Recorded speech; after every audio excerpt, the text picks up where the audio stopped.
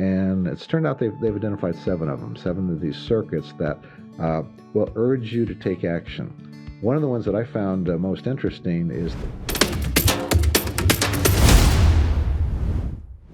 Welcome to Finding Your Spark Again. I am so glad to be here with you again. My guest today, Reneau Peurifoy, holds a master's degree in counseling and is the author of 4 books: Anxiety, Phobias, and Panic: Taking Charge of Conquering Fear, Overcoming Anxiety from Short-Term Fixes to Long-Term Recovery, Anger, Taming the Beast, and just released Why You Feel the Way You Do. Reneau is in private practice for 20 years as a marriage and family therapist, specializing in anxiety disorders. He retired from private practice to teach at a local college in Sacramento, California. He has since retired from teaching and spends his time writing, speaking, and playing guitar. He has a YouTube channel that features videos on a variety of practical life skills that you can be certain we will have linked on the platform you're listening to. Thank you for joining me today, Reneau. Well, thank you for inviting me. It's just a pleasure to be here.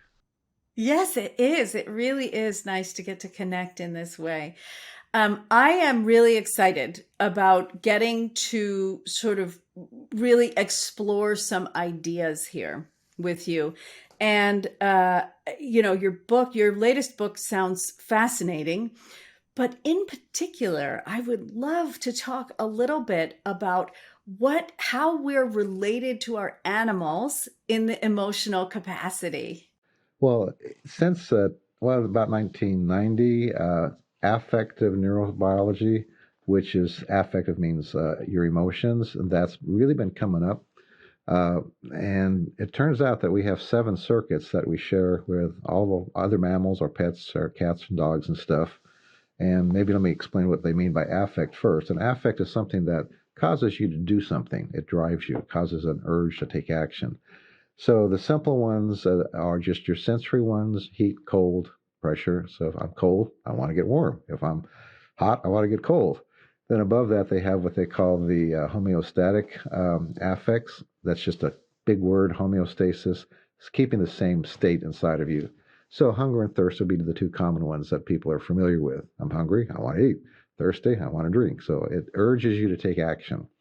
And of course, the more hungry, the more thirsty you are, the stronger that urge becomes. So emotions are kind of the next level up. And it's turned out they've identified 7 of them, 7 of these circuits that will urge you to take action. One of the ones that I found most interesting is the seeking circuit. And this is something that causes you, if you see it most plainly in babies and little children. A baby, the first thing they want to do is crawl around and touch everything, feel everything, explore their environment. That's the same whether we're talking about kittens or puppies or whatever. And it's an actual circuit in the body that urges you to go out and explore your environment, which is why if you go to like a new building and you're sitting in an office or something, the first thing you do is you look around and you check everything out. And it's actually part of that primitive desire to just, is it safe? Are there dangers? Are there good stuff I can explore? And of course, as adults, it causes us to like to explore things, to get new experiences, to have hobbies and things of that nature. Another one that's really fun is the play circuit. All mammals like to play. They're infant, and that's how we learn social limits.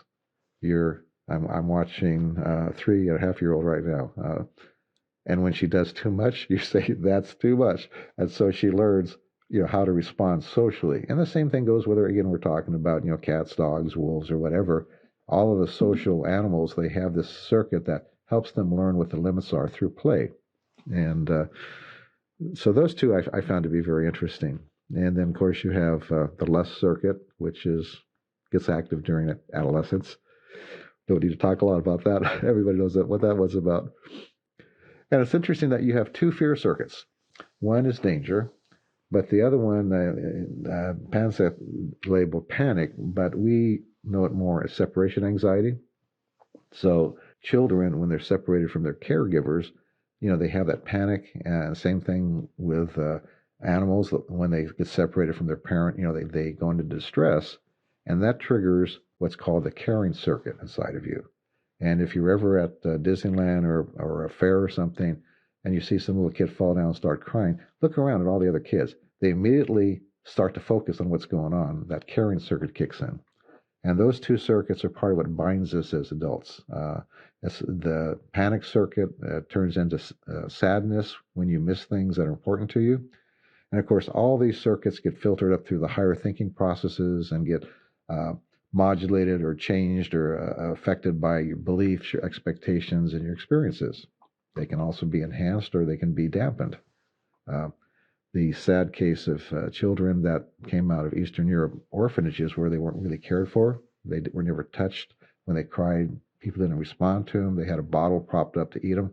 And so those circuits that allowed them to bond with their parents got dampened. And so they developed what they call attachment disorders. They had a hard time attaching. And they could actually measure this by looking at some of the hormones like oxytocin levels and stuff between them and children who had a more normal experience.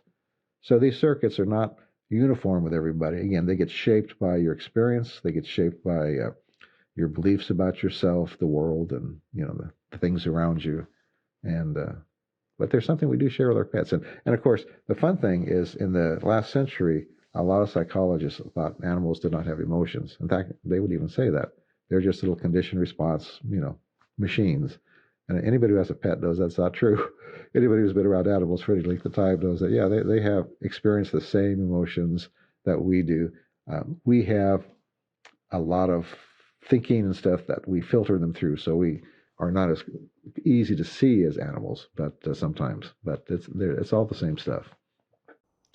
I have two beautiful cats, and I've had them for a really long time. And it is interesting how, as I hear you talk about these 7 points, that I can really see those points in them and in our relationship, right? I can see that, when I'm away, they get nervous, and when I'm away I get a little nervous, right? Because we've had this cohabitating for so long. They're both I think 18 years old now, so they've been around a little while in my life, right? And so I'd love to talk about this concept of attachment a little bit more deeply. So I read a study not long ago, a while ago, that was really about how we attach to animals and how they attach to us, right? Can you talk a little bit about what that is and what that looks like in terms of the experience or the science of it? Attachment is, you can see it in children because, again, when the parent is away, they become distressed. They will be comforted when the parent or the caregiver, comes to them. There's an interaction. You can see it on the face. And again, poor attachment, you can see in autism. People where those circuits are not working right.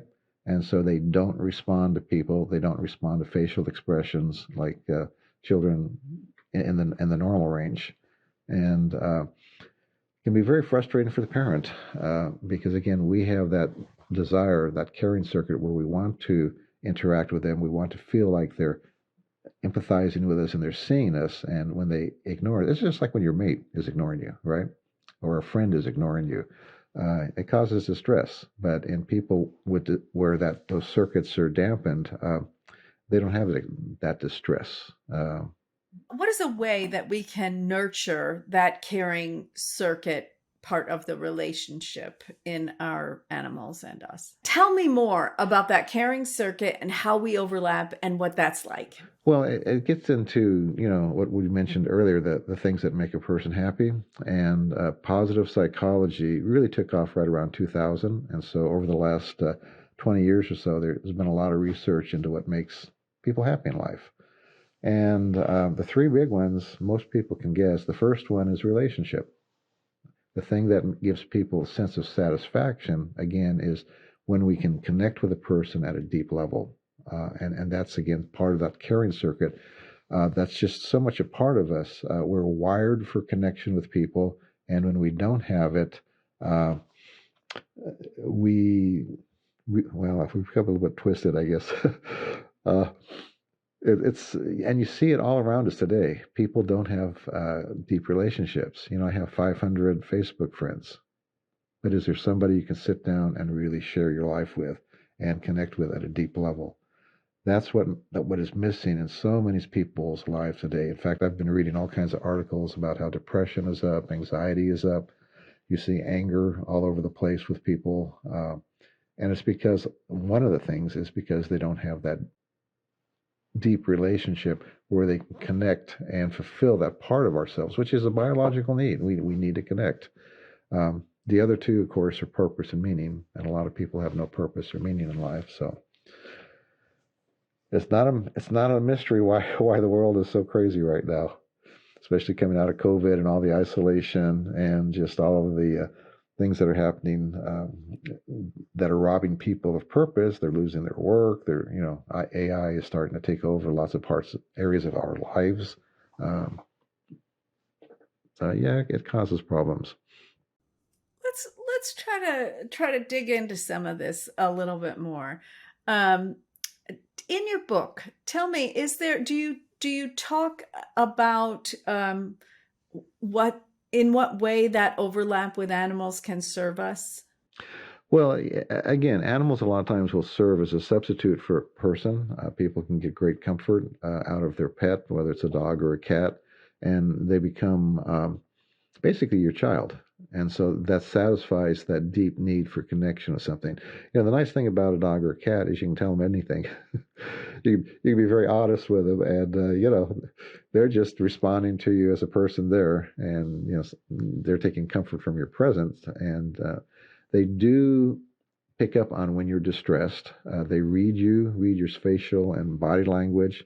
That's one of the interesting things about us that a lot of times people don't realize is that part of our interaction is the ability to see and to hear and to smell and to feel people around us.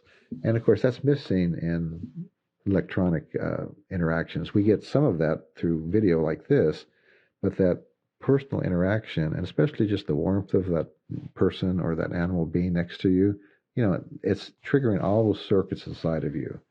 Um, I think the easiest way to kind of see how that subconscious reading of people is if I say the phrase "I love you." I can say it three different ways.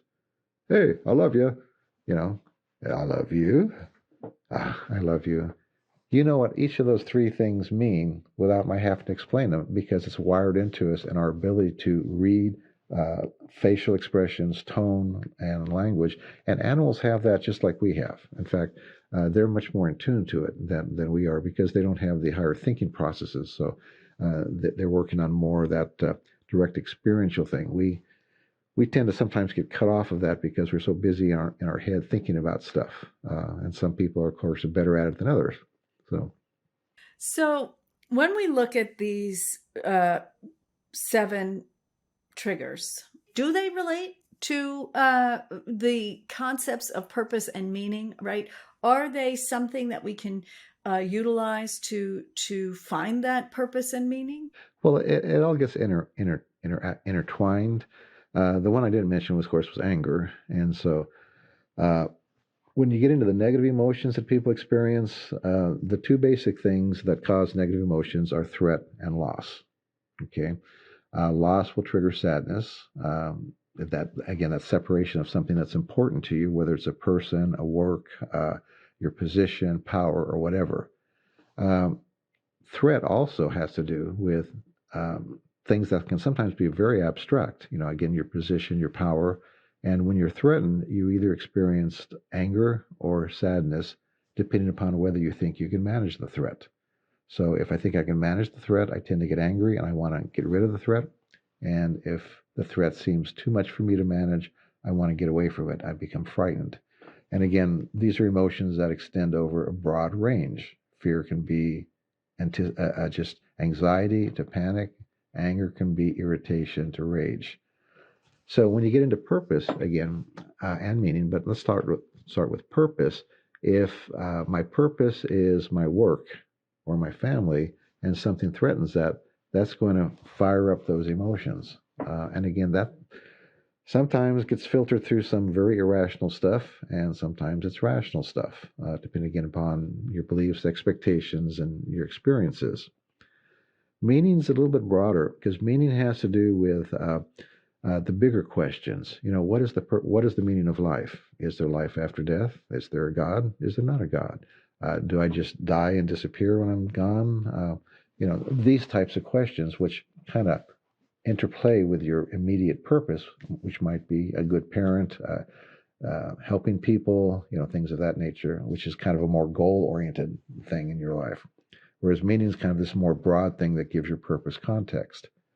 And as a culture, especially here in the U.S., we don't think about those deep questions very much. And we're so busy with just entertainment and flooding ourselves with sensory stuff that we haven't sat down to really think about, how do I believe all these things? And of course, that's fine until something interrupts your life. A loved one dies, a pet dies, you lose your work, you have a serious injury, accident, things of that nature.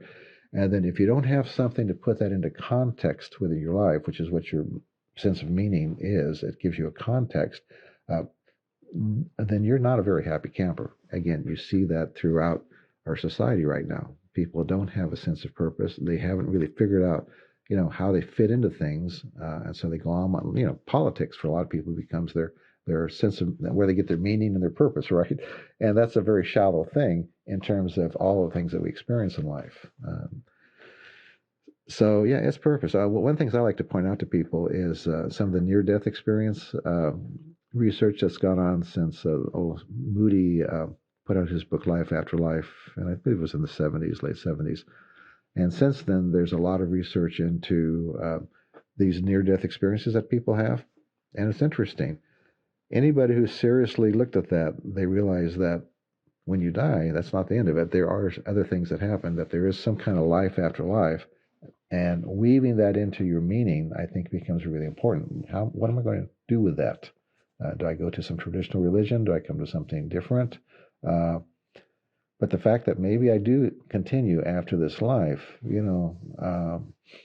that's going to make me interpret the things that happen to me differently from if I'm just a machine that dies and I'm gone.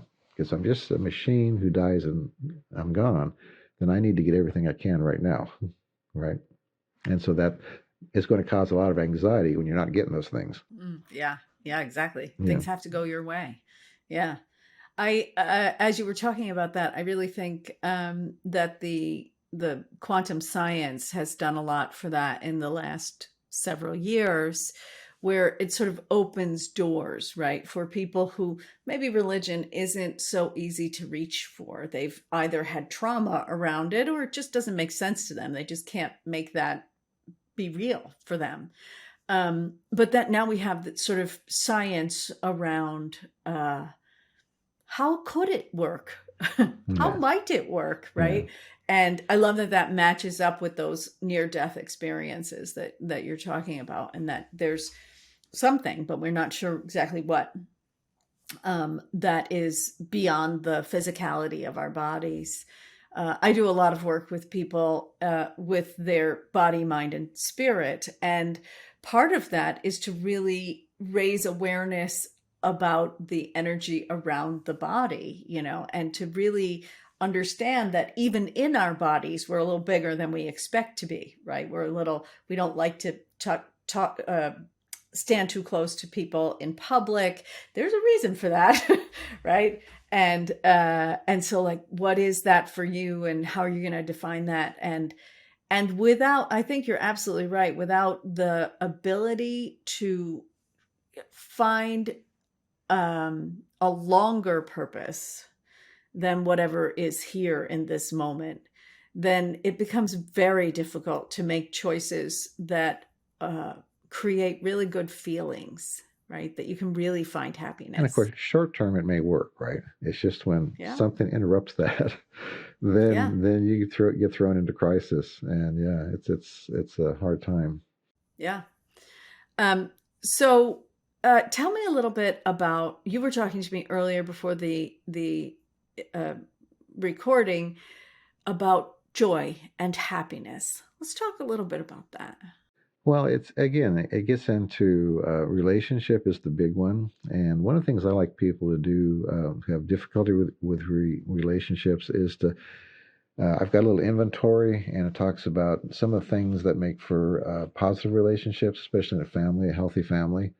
And it's interesting when people go through that checklist, they often find that the things that they're having difficulty with are the same things that were lacking in their family origin, which is to be expected, right? You learn how to interact and you learn how to be around people by interacting with the adults and the kids that you were with when you were young. And if those were positive interactions, if they gave you time, if they were safe, you could say things and it wouldn't come back on you, things of that nature, then you're able to do that as an adult. It's interesting because when you work with somebody, or a single person maybe who's had a series of disastrous relationships. Let's say, oh, take a lady. I could be a guy too. Let's maybe take a guy. Okay, and you look at their background. Usually, their parents were not very good at relationships in some important way, either some kind of abuse or something of that nature, or just absent a lot of times. In fact, that's one of the crises right now with young boys is there's so many single families where there's not a strong male model for them to model after, and that's a whole nother subject. But yeah, so what happens is they don't know how to relate to people in an open and honest way. So you can put them in a room with, oh, let's say 20 ladies, and all of these ladies are going to be presenting well at that moment, but within about 15, 20 minutes, he'll be talking to the ones that come from really dysfunctional backgrounds. And the way that works is through that subconscious reading that we do of people. They get around somebody who has appropriate limits, who is appropriately honest about things, and they feel funny. They get around people that are mirroring their background, and okay, this is familiar. This is something I like. Because again, it's familiar, and at that time, again, everybody's presenting well. It's only later that they realize there's another side of that story, right? So part of it is in finding joy. Again, is connecting with people, and if you don't have healthy interactions, then it's something you have to learn how to do, and you can learn that just as you can learn any other skill. It's interesting. When we sit down, we start talking about like with a single person, how do you identify somebody who's healthy? And we start going through, appropriate limits, appropriate self-disclosure, things of that nature. And I say, okay, so where do you find people like this? Do you find them hanging out in a bar someplace on Friday night? Well, probably not. Maybe if you're lucky, So we talk about the types of social, churches, social organizations, things of that nature. You need to go there and you need to identify a couple people, maybe work, who have these characteristics, and you start to hang around them. And I bet you could guess what their number one complaint is. These people are so boring. There's absolutely no drama in their life. And joy is not about excitement and momentary hits. I mean, those are good. We like those. But that deep satisfaction you get of comfort and knowing that you can, be with somebody and you're safe and you can just sit there. The ability of just to sit next to somebody, whether it's a pet, or a person, and just experience that moment of peace and connection is something that a lot of people don't have nowadays. And it's something that really satisfies the soul in a way that entertainment, a TV program doesn't. Mm. I like that you bring up this idea of when we are experiencing wild interactions, right? We're very happy, we're very sad, we're all over the place, that we really don't have a lot of awareness of the nuances. And so this idea of sort of being willing to be uncomfortable because you sort of alluded to this, I have to be willing to be attracted to hanging out with people who don't really feel like me, but they feel like maybe I want to feel like that. Maybe. Well, and that's the interesting thing about how you get rewired. So much of our self-help books, talk about reprogramming the mind and, deleting this and that.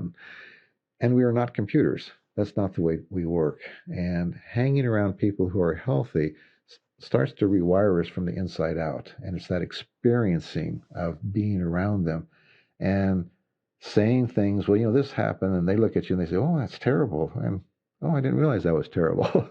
And getting that kind of feedback and having the empathy and the appropriate expression of emotions, it rewires you from the inside out. And that's an experiential thing that you don't get an hour with a therapist or reading a book. You have to actually be living within that environment. It's kind of like a language. The best way to learn a language is immersion. You go there and you're around people that are speaking it, and then it's easy for your brain and your mind and your body to pick it up. As opposed to just reading a book or something on it. It's very different, very hard that way. Yeah, we're experiential beings. We have to experience things for them to actually settle into us. Yeah, it's a great way to really understand what is community worth, right? And what does it matter who you hang out with, and how you surround yourself, and what to do when you want to change. I mean, I think this is very true, certainly from my experience, both for people who are in very bad situations, right? Who want to come into the realm of health and healthy relationships, right? But also for people who already have healthy relationships, a good life, who've set themselves up with respectable boundaries, but they say to themselves, I know there's more, and I want more. I want more joy. I want a bigger sensation of happiness in my life. And I want to have the things in my life feel even more, right? And that sense of community is so important. My father said to me one time, a rising tide raises all boats, right? That if you're in it, if you're part of that, whatever that water level is, then you're going to be there, right? So that's really great.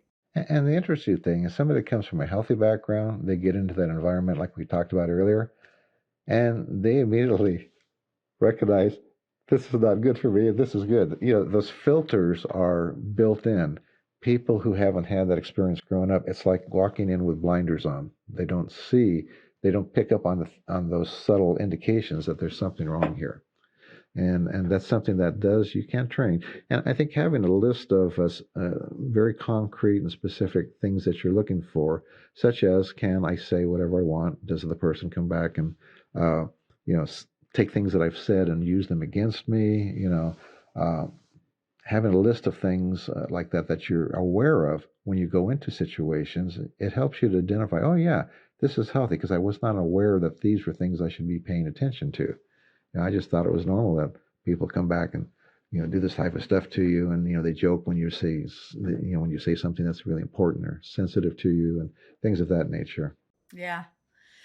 Well, I am so glad that we got to spend this time together. I want to make sure that everybody knows how to get in touch with you. Do you do you have a list like that? Did you say you have that? Yeah, that's in the book. It's part of it. I have actually there's about 15 or so traits of a healthy family, and there are also the traits of healthy relationships in general. It's a big old long list of things, and not everybody has all of them. You don't need all of them, but if you have most of them, you're a pretty happy camper. Because again, we're human beings that grow up in a broken world, and we're all funny in some little way, right? So that's okay too, and that's part of, I think, coming to that self-acceptance that helps you to feel that joy that you're talking about. I talk about normalizing yourself, because when you deal with people with different types of problems, I dealt with anxiety disorders a lot. They tend to see the world through their disorder, quote, and become their disorder, and get into the point where you realize that, hey, that's just who I am. I'm just a little funny that way. And that's okay. Everybody's got their quirks. You got weird Uncle Joe over there, and, Aunt Sally's kind of off here or there, but, that's just the way people are. And yeah, I'm working in those areas that I'm weak in, but I'm okay the way I am. It's just a matter of that self-acceptance becomes so important. Yeah, self-acceptance is an incredibly important first step in terms of finding joy in the work that I do with people as well. I really love hearing that. Well, thank you so much for being here. Tell us, how can our listeners get in touch with you? The easiest way is to go to my website, whyemotions.com. So whyemotions.com, and you can find out about the new book, Why You Feel the Way You Do, is there, and links to my YouTube channels, and there's some freebie stuff. I've got some relaxation response tapes and other things there that I've used with clients in the past. So just a whole bunch of things there that people can enjoy. Wonderful. Thank you.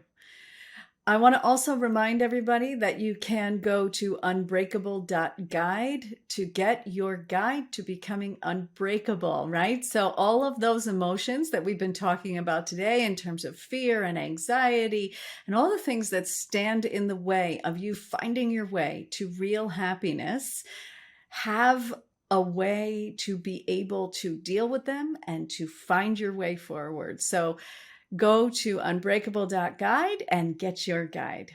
Thank you.